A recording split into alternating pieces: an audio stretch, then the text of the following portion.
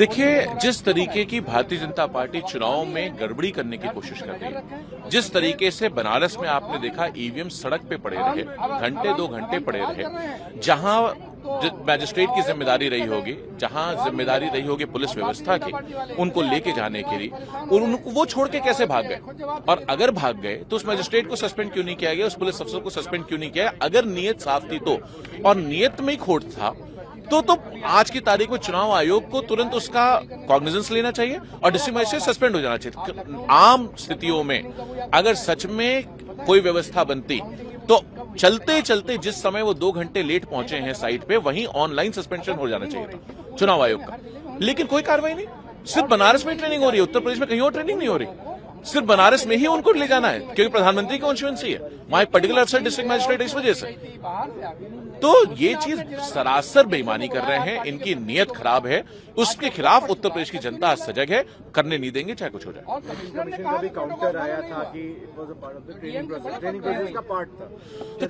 तो training process का part था। आप बुलाते, आप सारे प्रत्याशियों को बुलाते, आप सबको बताते भाई इस समय मूवमेंट होने जा रहा है, आपको पता रहना चाहिए। हमारे लोगों को पता रहता, कोई नहीं रोकता। आप बुलाने का कष्ट नहीं कर सकते थे, आपका ट्विटर हैंडल चलता है, आप ट्वीट कर देते।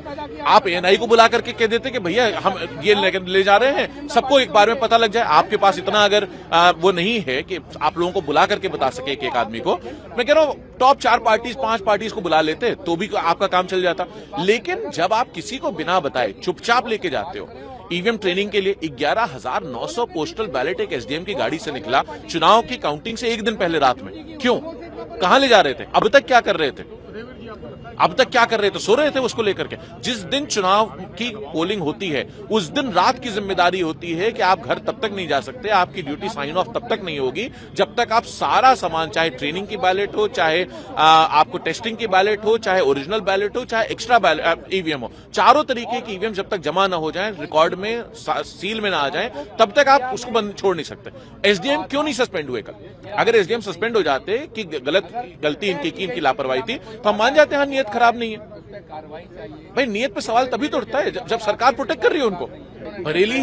बरेली है, सोनभद्र है, और कई जगह ये चर्चाएं आ रही हैं। लेकिन जहां भी आ रही हैं, न चुनाव आयोग, न डिस्ट्रिक्ट मजिस्ट्रेट, न उत्तर प्रदेश की सरकार। आज कोई सरकार तो है ना यहाँ, ऐसे तो नहीं बिना सरकार के, सरकार तो कल खत्म बदलेगी यहाँ पे।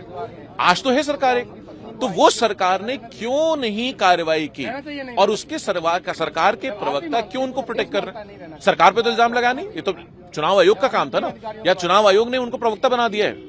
भारतीय जनता पार्टी के अगर प्रवक्ता चुनाव आयोग के प्रवक्ता बना दिए गए तो हमें बता दिया जाए, हमने तो कोई ऐसा आदेश नहीं देखा।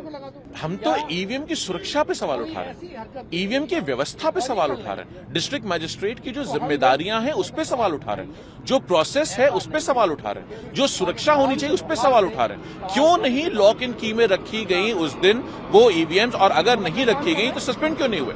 2 घंटे अगर सच में वो ट्रेनिंग के लिए जा रही थी तो मैजिस्ट्रेट और उसके पुलिस अफसर जो जिम्मेदार थे वो ईवीएम्स को सड़क पे 2 घंटे के लिए छोड़ के क्यों भाग गए? क्यों नहीं सस्पेंड हुए? क्यों नहीं उनके खिलाफ कार्रवाई हुई? हम तो इस पे सवाल उठा रहे हैं, ईवीएम पे। और सबसे बड़ी बात है, बीजेपी कौन होती सवाल उठाने वाली, जवाब देने वाली? हम तो सवाल चुनाव आयोग से जवाब मांग रहे हैं, चुनाव आयोग जवाब दे। हमने अपना जो वो था एक रिप्रेजेंटेशन भेजा था, वो चुनाव आयोग को भेजा था। बीजेपी किस हिसाब से जवाब दे रही है? अनुराग ठाकुर कौन होते उसका जवाब देने वाले? बीजेपी प्रवक्ता क्यों जवाब दे रहे हैं? हम तो चुनाव आयोग से सवाल पूछ रहे हैं ना। अब चुनाव आयोग और बीजेपी अगर एक हो गए हैं, उनकी दाढ़ी में तिनका आ गया है, उनको कष्ट हो रहा है कि हम चुनाव आयोग से सवाल उठा रहे हैं, तो ये तो वो माने।